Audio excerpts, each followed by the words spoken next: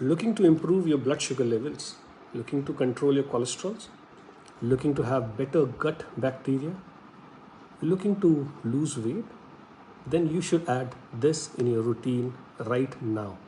Hi, my name is Rohit and welcome to livegasta.com. Nowadays, when you talk to anybody about health, wellness, nutrition, a lot of qualified people say, add more fiber in your diet. And they give you this prescription.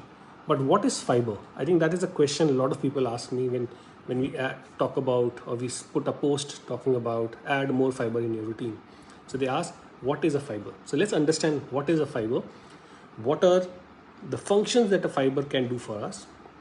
What are the signs and symptoms of deficiency of fiber in a routine? What are the different types of fiber?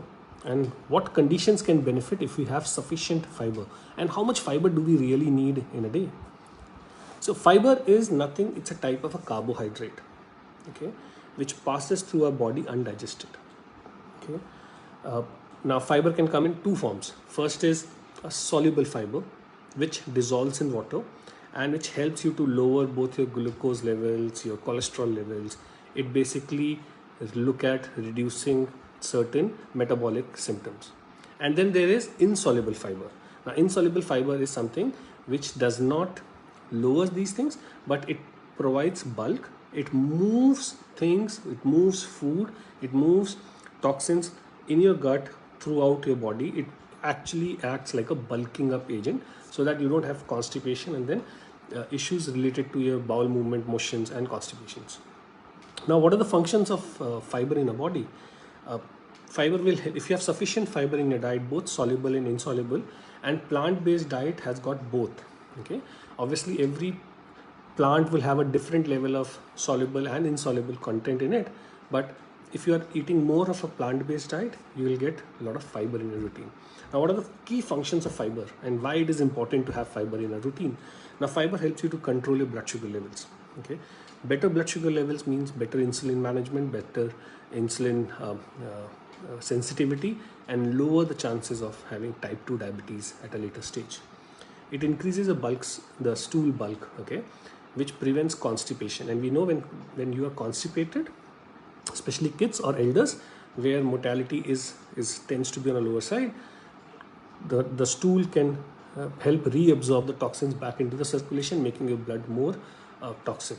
So you do not want that toxins to be in a system, you want them to be out. So fiber helps to bulk up the stool. It helps to lower the cholesterol levels. Okay, it gets tied up to the lipid and move them out of the body. Okay, it also helps to maintain the pH in your intestine, which is very important to prevent forming of any cancer hormones.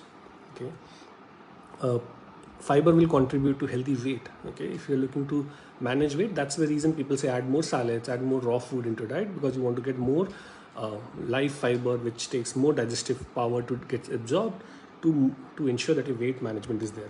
Okay, right quantity of fiber ensure that your colon related issues are managed. Okay, colon cancer, colorectal cancer is becoming a big problem that we are seeing. Right amount of fiber will ensure that colon related issues are controlled. It will also help issues of hemorrhoids. Okay, a lot of people have hemorrhoids. So if you have sufficient fiber, both soluble and insoluble, that condition gets controlled. Now, what are the symptoms of insufficient fiber in diet? Okay, if you have any of the symptoms, okay, then consider adding more fiber in your diet. If you have abdominal pain, okay, if you have constipation, if you have diet related nausea, if you eat something and you get nauseatic, okay, you have excessive gas formation after eating a food, you have fatigue or weakness, frequent hunger. So you have a full meal and then you are hungry after a few hours. That means if diet had less fiber, hence the sugar spike is happening again, or the drop is happening again, and you need more food to feed that. Okay, if you have hemorrhoids issue, if you have high cholesterol as an issue, if you have high blood sugar as an issue, if you are somebody or who has a history of having gallbladder stones, okay, if you are indulging in overeating, if you have upset stomach, these are all signs that your body is low on fiber. Now, what are the key sources of fiber, both for soluble and insoluble, that you can add at the comfort of your home right now? So talking about soluble fiber, I know the best source is apples. Okay, having an apple a day gives you a lot of fiber. Apricot, bananas, barley, beans, chocolate, blueberries, broccoli, uh, cabbage, carrots, okay, Brussels sprout, flax seeds, nuts, oat bran, okra, orange. These are all sign of food which are high on soluble fiber. Now coming to insoluble fibers, food that we should add in the diet is bananas, beans, broccoli, brown rice, Brussels sprouts, cauliflower, celery, corn, lentils, pasta, potato with the skin, spinach, and the bran that you get from your grains. Now, if you have a balanced diet which has got carbs, protein, fats, which has got a lot of soluble fiber, insoluble fiber, you will see all these symptoms that, or the deficiency related symptoms, get managed. Now, what are the conditions that can benefit if you are increasing fiber in your diet? Okay, cancer. A very good tool for cancer prevention is having a lot of fiber in your diet. Less of processed, more of fiber. Less of processed, more of fiber. Chances of you preventing cancer of any sort would be on a much lower level. Okay, if you have excessive weight, you can control your weight by adding a lot of fiber in your diet. High cholesterol, high blood sugar, another thing that can be supported when you eat a lot of fiber. Okay, high blood sugar, if you have any sort of IBS, okay, you would then have any metabolic syndrome, type 2 diabetes, hypertension, high blood sugar, you would want to add more fiber in your diet. If you have constipation, or if you have loose stools, you want to have a lot of insoluble fibers into your routine. Now, how much fiber do you need? On an average, a human needs anywhere between 25 to 38 grams of fiber. Currently, a good diet, usually it's around half of what we're getting. So that means we need to increase the uptake of plant-based food in our routine to get more fiber in our diet. Now, when you add fiber, three things that you have to ensure. Never add too much of fiber at one go. Don't start overeating a lot of fruits and vegetables and nuts and seeds at one go, because the body will adapt to it, and all of a sudden, if you add, you'll have some bloating, constipation, diarrhea, gas, and you'll feel that, oh, this food I'm reactive to. It's not, it's yet your gut bacteria is just trying to adapt to it. So slowly add around 2 to 4 grams of fiber every 1 to 2 weeks. That's number one.